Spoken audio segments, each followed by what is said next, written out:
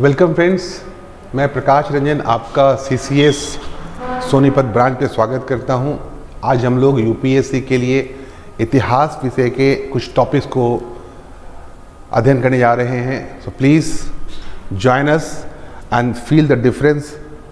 Right now we are going to discuss the ancient history of India and the most important part of this topic is Gupta period. तो please come and see what is the importance of Gupta period.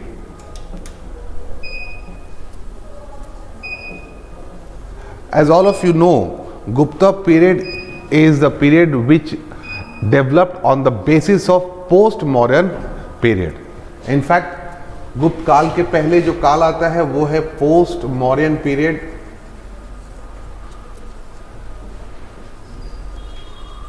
और post Mauryan period के पहले है वो है आपको Maurya period. इसी Maurya period और पोस्ट मौर्य पीरियड के बाद भारत में आता है गुप्त काल, गुप्ता पीरियड, जिसको भारत का स्वर्ण काल कहा जाता है। ये भारतीय इतिहास पे बहुत इंपॉर्टेंट पीरियड है which is known as the golden period of India.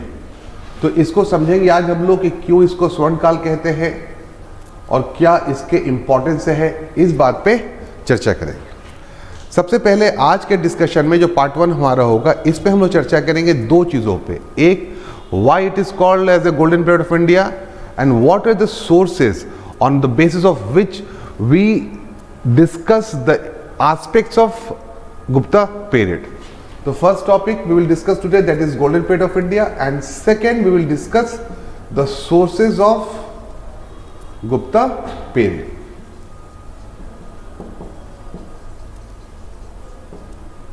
Fine. तो आज हम लोग इस दो टॉपिक की चर्चा करने जा रहे हैं, गोल्डन पीरियड पे और सोर्सेज ऑफ गुप्ता पीरियड पे। एक्चुअली भारतीय इतिहास में जो स्वर्ण काल की अवधारणा है, the concept of golden period is the concept which was related with the national movement of India. Bharat में जब 19वीं शताब्दी के अंत में और 20वीं शताब्दी के आरंभ में, means after the around the formation of Congress until the period of moderate phase, Bharat में एक नए तरह के साहित्य का विकास हुआ और उस साहित्य में भारतीयों के अंदर जो एक नकारात्मकता की प्रवृत्ति आ गई थी, जो एक सेल्फ कॉन्फिडेंस लूज कर दिया गया था, उसको एनहांस करने के लिए भारत में हमें अतीत में कुछ चाहिए था। और उसी चीज को देखते हुए इतिहासकारों ने अतीत में जाकर के गुप्त काल के डिफरेंट एस्पेक्ट्स को यूटिलाइज करके इसको क्या प्रूफ कर दिया कि ये गोल्डन पीरियड था। फर्स्ट ऑफ ऑल अगर हम बात करें कि what is golden period, golden period अगर किसी पीरियड को कहते हैं तो ये क्यों कहते हैं, why any period is known as golden period. तो इसको अगर आप अपने जीवन में देखिए कि हमारे जीवन का कौन सा काल स्वर्ण काल कहलाएगा, तो वह काल स्वर्ण काल कहलाता है जब डेवलपमेंट का लेवल बहुत ज्यादा हो, जब डेवलपमेंट बहुत बेहतर हो, जब ग्रोथ बहुत ज्यादा हो, तो इसी को कहते हैं हम लोग गोल्डन पीरियड। अब यहां पर बात आती है गुप्त काल के संदर्भ में कि गुप्त काल के संदर्भ में डेवलपमेंट तो हुआ, ग्रोथ तो हुआ, लेकिन ये ग्रोथ कहां पर हुआ, किस सेगमेंट में हुआ, इसको समझने की आवश्यकता है। अगर हम बात करें राजनीतिक स्तर पे, पॉलिटिकल फील्ड में, तो गुप्त काल के जो पॉलिटिकल एम्पायर्स है, राजा लोग हैं, ये टाइटल लेते हैं महाराजाधिराज, परम भट्टारक। यहां पे राजा का टाइटल है महाराजाधिराज,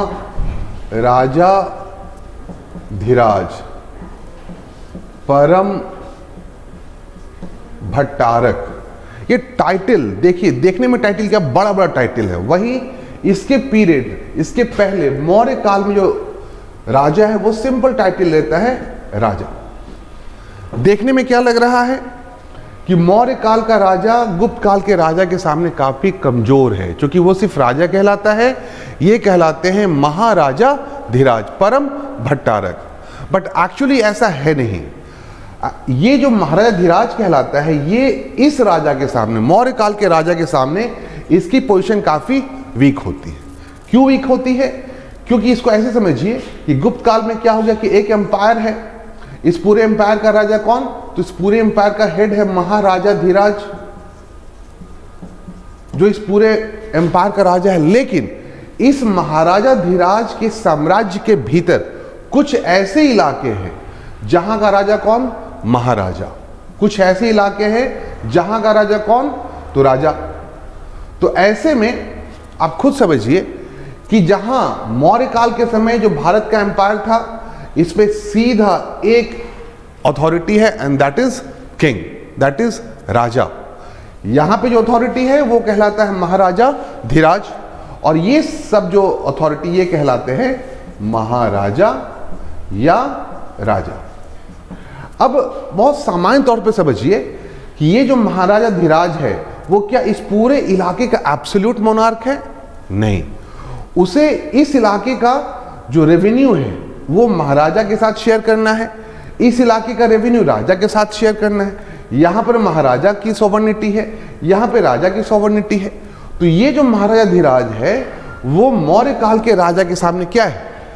ताकतवर नहीं है। The king of Mauryan period was more powerful than the king of Gupta period, number 1। दूसरा अंतर हम देखें पॉलिटिकली, तो दूसरा अंतर है ब्यूरोक्रेसी के स्तर पे, नौकरशाही के स्तर पे। मौर्य काल में क्या है? तो मौर्य काल में अगर आपकी नौकरी लगनी है तो उसके लिए आपको प्रॉपर एग्जामिनेशन होता है, उपधा परीक्षण कहते हैं। अगर आप न्याय विभाग में जाना चाहते हैं तो धर्मोपशुद्ध की बात आती है। यदि आप पुलिस विभाग में जाना चाहते हैं तो भयोपशुद्ध की बात आती है। यदि आप अर्थ विभाग में जाना चाहते हैं, रेवेन्यू डिपार्टमेंट में, तो अर्थोपशुद्ध की बात आती है। वहाँ पे प्रॉपर एग्जामिनेशन के बाद आपकी नियुक्ति होती है, और वो भी 1 पर्सन 1 पोस्ट की बात होती है, यानी कि एक पद पे एक ही आदमी काम कर सकता है, और वहाँ जो नियुक्ति होती है वो योग्यता के आधार पे होती है। लेकिन अगर हम बात करें गुप्त पीरियड में, यहाँ के ऑफिसर्स की बात करें, तो यहाँ पे जो अपॉइंटमेंट हो रहा है ये योग्यता के आधार पे नहीं होता है। ये कैसे होता है? तो ये हेरिडेटरी है। यदि आपके पिताजी ऑफिसर हैं तो आप ऑफिसर बनेंगे, आपके पिता किस इलाके में गवर्नर हैं तो आप गवर्नर बनेंगे। तो इस तरीके से आप देख रहे हैं कि ब्यूरोक्रेसी के मामले में भी ये मौर्य काल से पीछे है। दूसरा एस्पेक्ट क्या है कि यहाँ पर एक आदमी 2-2, 3-3 पद पे बैठा रहता है, काम करता है। जैसे समुद्रगुप्त का हरिसेन का नाम सुना होगा आपने, जिसने प्रयाग प्रशस्ति की रचना की है, वो एक साथ 3 पदों पर कार्य करता है। तो इस प्रकार हम देखते हैं कि यहाँ पर ब्यूरोक्रेसी के मामले में भी अगर स्वर्ण काल कहना है प्राचीन काल में, तो हम गुप्त काल को न करके किसको करेंगे? मौर्य काल को करेंगे।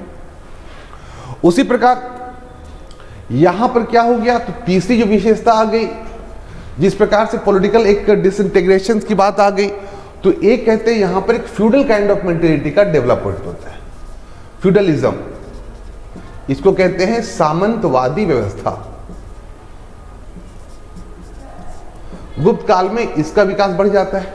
तो इस तरीके से पॉलिटिकली हम देखें तो पॉलिटिकली जो गोल्डन पीरियड की अवधारणा है ये गुप्त काल को नहीं दी जा सकती। ये गलत हो गया एक एस्पेक्ट पे। अब रहा सवाल दूसरे एस्पेक्ट पे, चलते हैं अर्थव्यवस्था के एस्पेक्ट पे।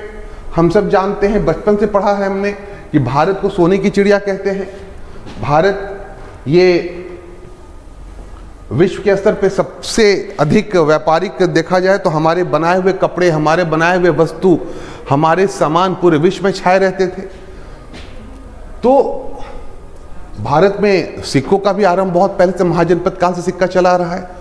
और स्वर्ण सिक्कों की बात करें तो सबसे ज्यादा सोने के सिक्के भारत में इन्हीं गुप्त वंश पे जारी किया गया था। इस काल में जो व्यापार था, ट्रेड, ये भी बहुत, चाइना से व्यापार हो रहा था हमारा, यूरोप से व्यापार हो रहा था हमारा, दक्षिण पूर्व से व्यापार हो रहा था हमारा, और व्यापार संतुलन हमारे पक्ष बना हुआ था, यानी जो लाभ की मात्रा थी वो हमारे पास आ रही थी। तो एक पॉइंट है कि इस काल में सबसे अधिक सोने के सिक्के जारी किए गए, और इसी पीरियड में हमारा व्यापार भी बहुत बेहतर लेवल पे था। बहुत लगभग 25% से भी ज़्यादा वैश्विक व्यापार पे हमारा कंट्रोल था। कृषि की स्थिति भी काफ़ी अच्छी थी, agriculture, manufacturing was also too good. तो इस आधार पर हम देखा जाए तो एक शुरुआती दौर में लगता है कि yes, the economic condition of Gupta period was very rising, but in the last phase of Gupta period, what happened? In the last phase of Gupta period, just see one attack took place from western side, attack of हुण. नाम सुना होगा आपने हुण, एफ्थाल्टी कहते हैं इनको, हुण. इन्होंने भारत पर आक्रमण किया और ये हालांकि गुप्त राजा जो थे, गुप्ता किंग्स, जैसे स्कंदगुप्त के नाम सुनेंगे हम लोग, तो वो इतने पावरफुल थे कि उन्होंने हुण को भारत में घुसने नहीं दिया. लेकिन हुणों ने क्या किया, तो हुणों ने इस इलाके पर कब्जा कर लिया, नॉर्थ वेस्टर्न पार्ट. उससे क्या हो गया कि उससे जो हमारा रास्ता था इधर से, जो ऊपर जाकर के हम लोग सिल्क रूट से यूरोप जाते थे, इस रास्ते को ब्लॉक कर दिया. तो इससे लेटर फेज में आके गुप्ता पीरियड में क्या हो गया, तो व्यापार हमारा कम होने लगा. उसी तरीके से जैसे जैसे फ्यूडलिज्म ग्रो किया, तो फ्यूडलिज्म के ग्रो करने से ट्रेड पे और ज्यादा, इंटरनल ट्रेड भी कमजोर होने लगा. परिणाम में ये हुआ कि in the last phase of Gupta period the overall economic condition was in a declining mode. We can understand it through a graph also. इसको ग्राफ से समझिए. In the beginning, economy was rising, but in the later part, what happened? The economy declined, and resulted the most impure golden coin was. As we know, the maximum number of golden coin in India issued by Gupta period, and the coin of Gupta period was most impure. There was the mixing of other material than gold was larger in Gupta period. तो इस तरीके से हम कहते हैं कि आर्थिक स्तर पर भी हम देखें तो गुप्त काल को हम स्वर्ण काल नहीं कह सकते. दो काल खत्म हो गया इस पे. ना तो आप राजनीतिक स्तर पे गुप्त काल को स्वर्ण काल कह सकते हैं, और ना ही इसको आर्थिक स्तर पे गुप्त काल को हम लोग स्वर्ण काल कह सकते हैं. रही बात, तीसरी बात करें हम लोग समाज के स्तर पे, सोसाइटी, समाज के स्तर पे, तो आज की डेट में बस इतना समझिए कि भारतीय समाज में जो कुछ भी बुराइयां हैं, whatever evils we have right now, like caste system, Gupta period, condition of women, Gupta period, आज भी जो डिटोरेटेड है, पहले भी डिटोरेटेड थी. जितनी समस्याएं स्टार्ट हुई, पर्दा प्रथा, Gupta period, child marriage, Gupta period, आपका सती प्रथा, हालांकि अब तो नहीं है, लेकिन सती प्रथा का सिस्टम, गुप्ता पीरियड. और सबसे बुरी चीज जो है, जो छुआछूत, untouchability, that also started in Gupta period. इस पीरियड में एक Chinese traveler आया था, Fahien, as you all of knowing, in the period of Chandragupta II. First time he given information regarding the untouchables in India. तो इस तरीके से जो सोसाइटी के स्तर पे भी कहें हम लोग, तो भारत में इस काल को हम स्वर्ण काल नहीं कह सकते. तो अब जहां तक आपने देखा कि राजनीतिक स्तर पे हम गुप्त काल को स्वर्ण काल नहीं कहेंगे, आर्थिक स्तर पे हम गुप्त काल को स्वर्ण काल नहीं कहेंगे, तो फिर कहेंगे किस आधार? सिर्फ एक आधार बचता है, और वो आधार है हमारा आर्ट एंड कल्चर, कला और संस्कृति. आर्ट एंड कल्चर और लिटरेचर, साहित्य. यही वो काल है जबकि भारत में टेम्पल आर्किटेक्चर, मंदिर स्थापत्य का आरंभ हुआ. गुप्त काल में अनेक मंदिर बनाए गए, नागर शैली के मंदिर बनाए गए. इसी काल में जो अजंता पेंटिंग का आपने नाम सुना होगा, पेंटिंग्स अजंता में इसी काल के हैं. इसी काल में आपको ये अजंता पेंटिंग महाराष्ट्र में है, औरंगाबाद डिस्ट्रिक्ट. दूसरा है बाग, ये आपको मध्य प्रदेश में है.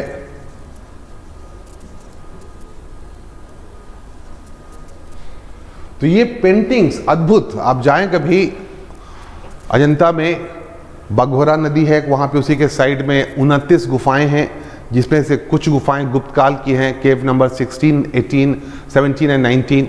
Just see the paintings of it. इतनी बढ़िया पेंटिंग, आज तक उसकी चमक बरकरार है. The subject matter of Ajanta painting was also very religious and it was related with the Buddhism basically. Though there was some painting which was secular kind of painting, like Pulkeshin's painting when he was welcoming an ambassador from Iran. तो first है temple architecture,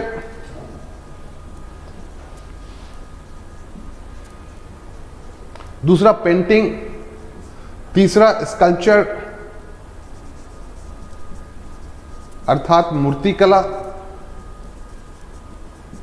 इस काल में मूर्तिकला का काफी विकास हुआ। हालांकि अगर ये पूछा जाए कि भारत में मूर्तिकला का आरंभ कब होता है, स्कल्पचर कब से आरंभ होता है, तो ये स्कल्पचर आरंभ होता है पोस्ट मौर्य पीरियड से, Gandhara art, Mathura art and Amaravati art. But in this period also you will find so many statues were prepared of Buddhas, like a Buddha statue of Sarnath, Buddha statue of Mathura, Buddha statue of Sultanganj। आप कभी जाएंगे England में तो वहाँ पे Birmingham में आप जाएंगे तो वहाँ देखेंगे कि एक बहुत बड़ा तांबे की बुद्ध की मूर्ति रखी गई है, जो कि किसकी बनी हुई है, इसे गुप्ता पीरियड की है। इस पीरियड में लिटरेचर इसका बहुत विकास हुआ। आपने नाम सुना होगा कालिदास का, इसे गुप्त काल में है। आर्यभट्ट, वात्स्यायन, तो ये सारे जो हैं हमारे गुप्त काल के, और भी बहुत सारे, शूद्रक, विशाख दत्त। तो इस तरह के साहित्यिक अर्थ में देखें तो इस काल में बहुत अद्भुत साहित्य लिखा है। कालिदास की रचनाएं हैं, आपको पता है, विक्रमोर्वशीयम है, मालविकाग्निमित्रम है, अभिज्ञान शकुंतलम, रघुवंशम। उसी प्रकार आर्यभट्ट की जो आर्यभट्टियम रचना है, और इन्होंने जो विश्व में जो चीज़ दी है, जो देन है इनका, जैसे पहले इन्होंने डेसिमल का प्रयोग इन्होंने स्टार्ट किया, पाई चार्ट इन्होंने स्टार्ट किया। सोचिए अगर दशमलव नहीं होता, पाई चार्ट नहीं होता, तो मैथ्स के कैलकुलेशन किस प्रकार से मुश्किल में रहते। फिर इन्होंने जो बताया rotation and revolution of earth, the causes of eclipses, शून्य जो कहते हैं हम लोग। हालांकि शून्य के बारे में पहले बता दूं कि शून्य के बारे में कहा जाता है कि जीरो की खोज आर्यभट्ट ने की, बट वास्तव में जीरो की खोज आर्यभट्ट के पहले हो चुकी थी, और उसका क्रेडिट दिया जाता है किसी इंडियन को, but we don't know who was that person, तो उसको कहते हैं अननोन इंडियन। फाइन, लेकिन आजकल के एग्जाम में पूछा जाता है जीरो किसने खोजा, तो आंसर दे दिया था आर्यभट्ट को, तो दिमाग में रखिएगा। उसी प्रकार वात्स्यायन, कामसूत्र, शूद्रक की मृच्छकटिकम, इसी पीरियड में रामायण, महाभारत, पुराण, इन सब की रचना होती है। तो इस तरीके से हम देखते हैं कि साहित्यिक स्तर पे, चाहे वो साहित्य आपका लौकिक जगत से हो या वो रिलीजियस लिटरेचर हो, तो इस पीरियड में साहित्य का भी काफ़ी विकास होता है। यही वो पीरियड है जबकि आके लॉ रिलेटेड बहुत सारे बुक्स लिखे गए, नारद स्मृति, पराशर स्मृति, बृहस्पति स्मृति, कात्यायन स्मृति, देवल स्मृति। तो इस तरीके से हम कह सकते हैं कि ये जो एस्पेक्ट है, जो आर्ट, कल्चर और लिटरेचर का एस्पेक्ट है, यही वो एस्पेक्ट है जिसके आधार पर हम गुप्त काल को क्या कह सकते हैं, स्वर्ण काल कह सकते हैं। क्यों कह सकते हैं, पहले तो ये समझ गए व्हाई। तो स्टैंडर्ड जो कॉन्सेप्ट है कि Gupta period was golden period only on the basis of art, culture and literature. But why we call Gupta period as a golden period of India. तो देखिए, समझिए इस बात को, वापस चलिए 1900 के आसपास भारत पर अंग्रेजों का कब्जा था। अंग्रेजों ने भारतीयों के आत्मविश्वास को तोड़ दिया था। वो अंग्रेज के सामने आंख में आंख मिलाकर बात करने को तैयार नहीं थे। न उनके अंदर they was not at all they were confident. ऐसे में उनके अंदर एक विश्वास बढ़ना था, उनको कॉन्फिडेंट करना था, उनमें संघर्ष करने की चेतना बढ़नी थी। ऐसे में जो हमारे उस समय के थिंकर्स थे, व्हाट दे डिड, तो उन्होंने अतीत में जा करके, क्योंकि मैंने आपको बताया था राजनीतिक क्षेत्र में क्या हुआ था, यहाँ पे हुन अटैक हुआ था, और हुन अटैक को गुप्त राजाओं ने क्या किया, तो उन्होंने उसको हरा के भगा दिया। तो एक स्टेटमेंट चला कि यदि गुप्त हुनों को मार के भगा सकते हैं, यदि गुप्त हुनों को मार के भगा सकते हैं, देन व्हाई नॉट अंग्रेज। Got my point. तो इस प्रकार जो गोल्डन पीरियड कहा गया, ये गोल्डन पीरियड का वास्तविकता गुप्त काल में उतना नहीं था जितना 19वीं शताब्दी की राजनीति में था। But anyways, yes, we accept Gupta period as the golden period. And what are the causes of this concept? It was the development of art, culture and literature. Hope you will understand this point. So now we will discuss the second point, that is source. The sources of Gupta period in our next lecture tomorrow.